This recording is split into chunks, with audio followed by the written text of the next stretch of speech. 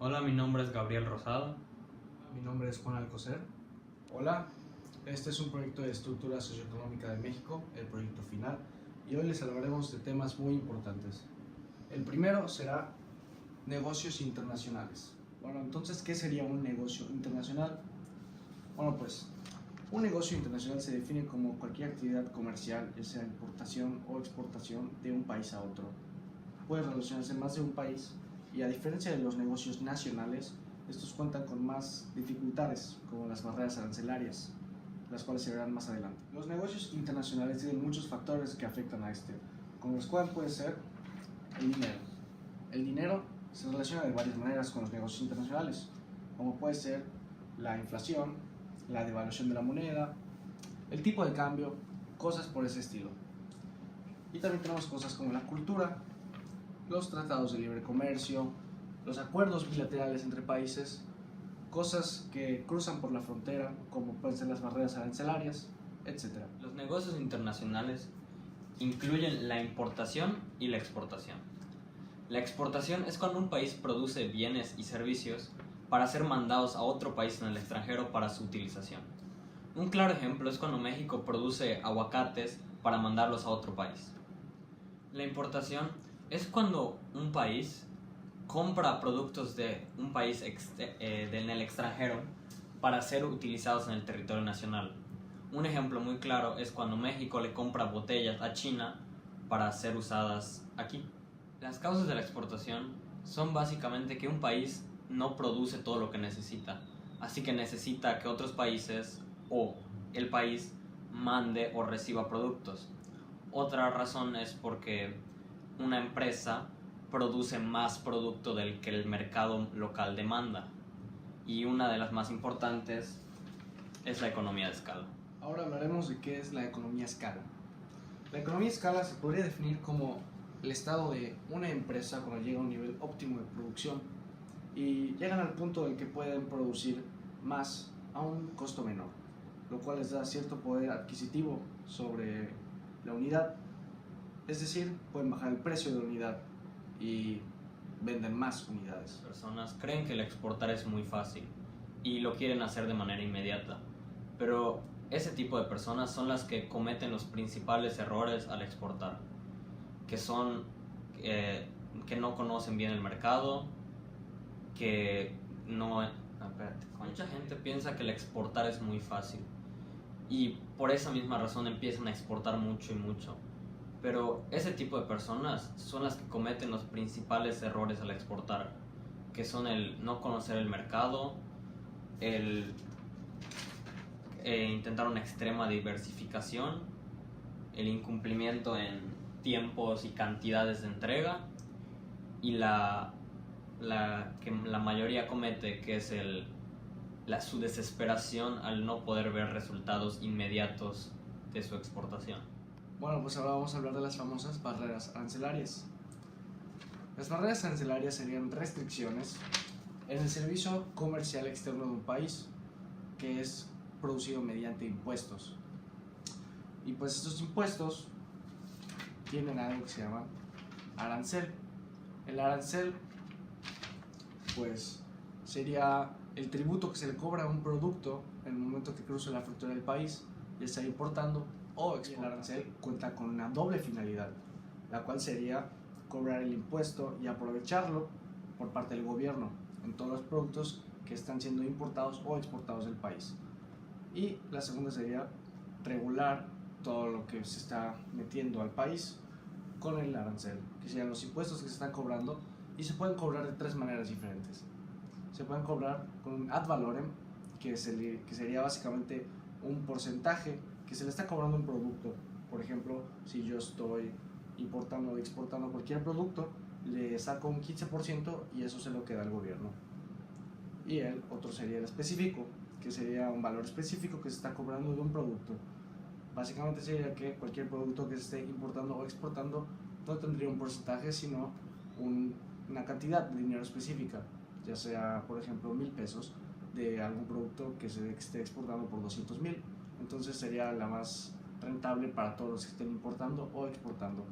Y tenemos la tercera, que sería el mixto, que tiene como un mix de los dos, que sería entre específico y ad valor. Las siguientes son las barreras no arancelarias, las cuales son las regulaciones impuestas por el gobierno para dificultar o evitar la entrada de mercancía sin que los impuestos aumenten.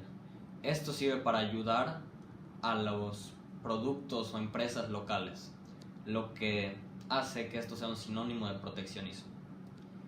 Estas barreras no arancelarias se dividen principalmente en 5: la cuota, el cupo, el etiquetado, el NOM y los aspectos sanitarios. La cuota restringe la cantidad de dinero en un producto en el que se puede importar a un país. Por ejemplo, que un país diga que puedes importar 100 pesos o 1000 pesos en aguacates. El cupo, a su contrario, es cuando importas un producto, pero en cantidad de producto. Por ejemplo, puedes importar 300 aguacates. El etiquetado son las restricciones mínimas que tiene que tener la etiqueta de un producto para poder comercializarlo en un país. El NOM son las regularizaciones técnicas que contienen la información, procedimientos, especificaciones de un producto para poder ser comercializado en un país. Y estos son obligatorios, no como las normas mexicanas o NMX, que son recomendaciones que da el país, o en este caso México. Los aspectos sanitarios son el último, que son la cantidad de limpieza o sanidad que debe tener un producto. El segundo tema de importancia es recursos naturales, tecnología e innovación. Los recursos naturales son los elementos de la naturaleza que la sociedad utiliza para satisfacer sus necesidades. En este existen dos tipos: los renovables y los no renovables. Los renovables son los inagotables, como el agua, el aire, etc. Y los no renovables son los que o no se regeneran o tardan mucho en regenerarse. Pero en estos la sociedad no interviene para facilitar su proceso o hacerlo más rápido. Y pues un ejemplo de los no renovables es el cobre, el oro o el más importante y el que todos conocen, el petróleo. Un par de organizaciones o instituciones muy importantes para los recursos naturales de México pueden ser el SADER, que se enfoca en el área agropecuaria y en cómo lo exportamos y lo importamos aquí en México. Y la otra puede ser el Semarnat, que se enfoca en cómo conservamos los recursos naturales y toda la belleza que tenemos en México. Ahora pasamos a un paso importante que sería la huella de carbono. La huella de carbono, que puede ser de un producto o una empresa, pasa a ser la cantidad de gases invernaderos que produce y ya puede ser de manera directa o indirecta. La huella de carbono de un producto se mide como qué genera en el momento que inicia la producción, que acaba su producción o consumo. Se mide diferente de la empresa, ya que la empresa se mide en un conjunto de todo lo que genera la empresa y todo el tiempo que trabaja o opera la empresa. Según ProMéxico, México contiene el 12% de la diversidad terrestre del planeta, lo que convierte a México en un país megadiverso. A su vez, ProMéxico nos coloca como el principal productor de plata en el mundo. La tecnología en México. Apenas el 6.89% de la producción en México se invierte en ciencia y tecnología. Y ese presupuesto destinado a la ciencia y la tecnología es el 0.5% del PIB, según la OMS. El tercer y último tema sería México en el siglo XXI.